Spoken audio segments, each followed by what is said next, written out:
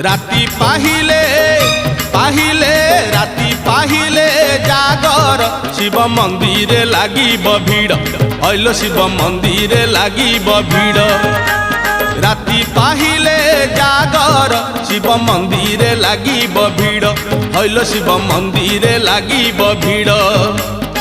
पहली दर्शन पहली घर्षण पहली दर्शन पहली घर्षण पहली पंडा पहली धंडा पहली भोग पहली जोग पहली भक्त बड़ राती पाहिले पाहिले राती पाहिले जागर शिव मंदिर लागिब भीड़